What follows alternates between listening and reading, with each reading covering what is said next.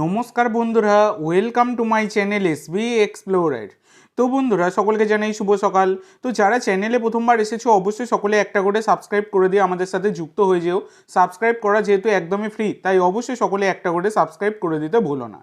তো প্রথমেই যে আপডেটটা দিয়ে শুরু করতে চলেছি সেটা হচ্ছে কিছুদিন আগে এআইএফএফ তারা কিন্তু আইএসএল এর জন্য টেন্ডার ছেড়েছিল। তো সেই টেন্ডারে মুখ পুড়েছে এআইএফএফ এর, মানে কেউই আইএসএল চালানোর জন্য ইন্টারেস্ট প্রকাশ করেনি এবং বিডই করেনি সেই টেন্ডারে।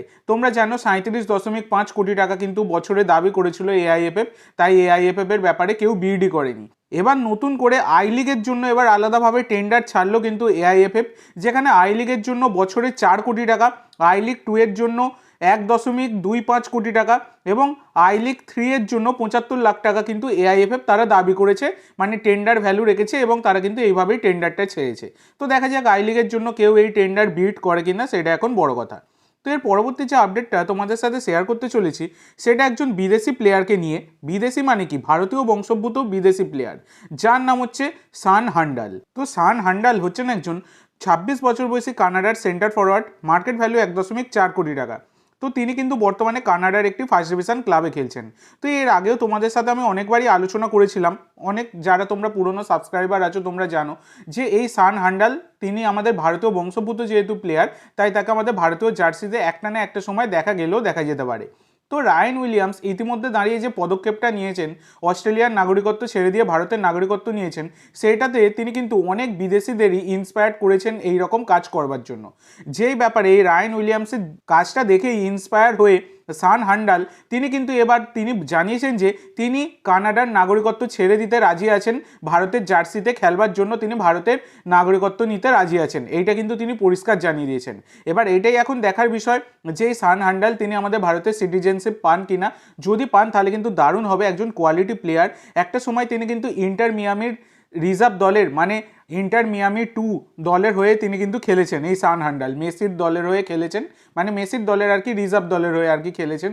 তো কোয়ালিটি প্লেয়ার এই সান হান্ডাল। তো দেখা যাক ভবিষ্যতে সান হান্ডাল তিনি আমাদের ভারতের নাগরিকত্ব পান কিনা। এটা কিন্তু আমাদের ভারতীয় ফুটবলের জন্য যথেষ্ট বড় সুখবর হবে সান হান্ডালের মতো প্লেয়ার এলে। তো এর পরবর্তী যে আপডেটটা তোমাদের সাথে শেয়ার করব সেটা হচ্ছে, তোমরা অনেকেই জিজ্ঞাসা করছো যে দাদা লোবেরা কবে ভারতে আসবেন। তো দেখো, লোবেরা ইতিমধ্যে তিনি কিন্তু ভারতে আসার জন্য তিনি ভিসার অ্যাপ্লাই করে দিয়েছেন, কিন্তু এখনও অবধি তিনি ভিসাটা পাননি। তাই আজকে কিন্তু 29 তারিখ, আজকে মোহনবাগান প্লেয়াররা ওই জিম সেশন করবে কিছুটা। আজকে রাত্রির মধ্যে সমস্ত বিদেশি স্বদেশি সব প্লেয়াররাই কলকাতায় চলে আসবে। এমনিতে রবসন রবিনো আগেভাগেই চলে এসছেন, অনেক আগেই। তো তিনি কিন্তু বর্তমানে কলকাতাতে রয়েছেন এবং গতকালকে তিনি মোহনবাগান মাঠেও গিয়েছিলেন, সেইটা কিন্তু তার সোশ্যাল মিডিয়ায় তিনি পোস্ট করে জানিয়েও দিয়েছেন। তো এই রবসন রবিনো সহ আর যে সমস্ত প্লেয়াররা আজকে এসে যাচ্ছে তারা কিন্তু সবাই কিন্তু প্র্যাকটিসে নেমে পড়বে, মানে জিম সেশন করবে। আগামীকাল থেকে প্র্যাকটিস শুরু হবে। এবার লোবেরা তার কিন্তু আসতে কয়েকদিন দেরি হবে বলেই জানা যাচ্ছে। এখন আপাতত যে মানে ফিজিক্যাল ট্রেনার, সহকারী কোচ এদের আন্ডারে প্র্যাকটিস করবে, তারপরে কিন্তু লোবেরা এসে গেলে লোবেরার আন্ডারে প্র্যাকটিস করবে মোহনবাগান প্লেয়াররা। তো এর পরবর্তী যে আপডেটটা তোমাদের দিতে চলেছি সেটা একজন কোচকে নিয়ে, মানে সার্জিও লোবেরা তিনি এই কোচকে আনতে চাইছেন, যেটা কিন্তু এমবিএফটি তারা কিন্তু দাবি করেছে, যিনি হচ্ছেন পেপে লোসাডা।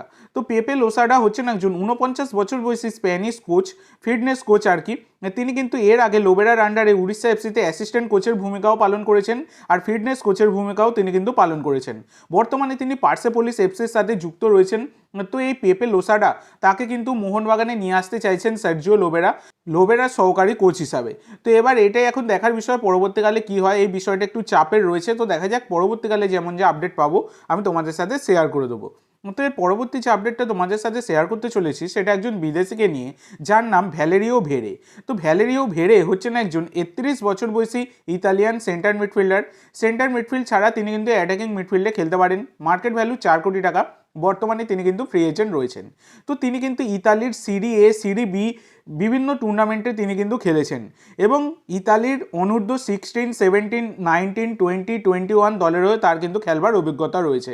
তো যেখানে কিন্তু ইতালির অনূর্ধ্ব 21 দলের হয়ে তিনি 8খানা ম্যাচ খেলেছেন, আন্ডার 20 দলের হয়ে তিনি 12খানা ম্যাচ খেলেছেন, আন্ডার 19 দলের হয়ে 21টা ম্যাচে 2খানা গোল আছে, আন্ডার 17 দলের হয়ে 15টা ম্যাচে 2টো গোল আছে, আর ইতালির আন্ডার 16 দলের হয়ে 3টে ম্যাচে 1টা গোল কিন্তু রয়েছে এই প্লেয়ারটির। তো শোনা যাচ্ছে মোহনবাগান নাকি ভ্যালেরিও ভেরের ব্যাপারে এনকোয়ারি চালিয়েছে, এইরকম কিন্তু দাবি করা হচ্ছে। তো দেখা যাক পরবর্তীকালে এই বিষয়ে কোনো রকমের আপডেট পেলে আমি অবশ্যই তোমাদের সাথে শেয়ার করে দেবো।